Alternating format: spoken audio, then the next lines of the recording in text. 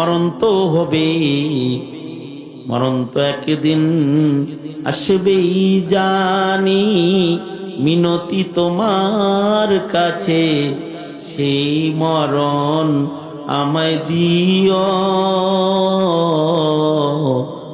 আমাকে শহীদ করে সেই মিছিলে শামিল করে নিও।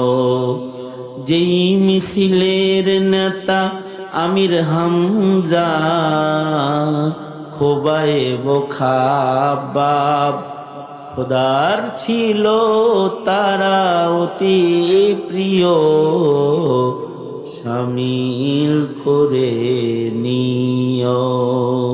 আল্লাহর কাছে পড়তে হবে আল্লাহুম্মা রযুকনি শাহাদাতান ফি সাবিলিক। ওগো আল্লাহ, তুমি আমাকে শহীদি মরণ দান করো। কারণ শহীদরা বিনা হিসাব আল্লাহর জান্নাতে, বিনা হিসাব তারা আল্লাহর জান্নাতে চলে যাবে। এই চারওয়া কালা মুমিনটা যুদ্ধের ময়দানে যায় শহীদ হয়ে গেছে। সাহাবীরা শহীদদেরকে যেভাবে মারা গেছে ওইভাবেই নবীজির নির্দেশনা, তাদেরকে শহীদ হিসেবে কবরে রাখো। একটা লাশ রে সাহাবীরা চিনে না, কালা গোলাম পড়ে রইছে। সাহাবীরা নবীজির কাছে যায়, বলে ওগো সরকার, মুসলমানদের সীমানায় কাফেরদের আক্রমণে একটা গোলামের লাশ পড়ে আছে, হাবশি কালা গোলাম পড়ে আছে, দেখা যায় আমরা চিনতেছি না সে কি আমগর দলের নাকি অন্য দলের, চিনি না। আল্লাহর রাসূল বলেন, তারে আমার একটু দেখাও। আল্লাহর নবী কালা গোলামটাকে দেখার জন্য পাশে যায় দাঁড়াইলেন।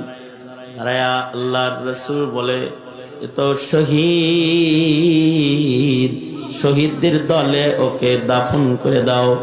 একটু আগেই তো সে আমার হাতে কালেমা পড়ে মুসলমান হয়ে যুদ্ধের ময়দানে শামিল হয়েছিল। তা আমার হাতের মুসলমান, তবে আজব মুসলমান, এর নমাজও নাই, এক ওয়াক্ত নমাজও পড়তে পারলো না, একটা রোজাও রাখতে পারলো না, কিন্তু সরদার হয়ে ঈমান নিয়া শহীদ হয়ে কবরে চলে গেল। জান্নাতের ফেরেশতারা টাইনা শাসরা ওকে জান্নাতে ঢুকাইতেছে, আমি দেখতেছি তো জান্নাতে যাইতেছে, দেখতে পাইতেছি।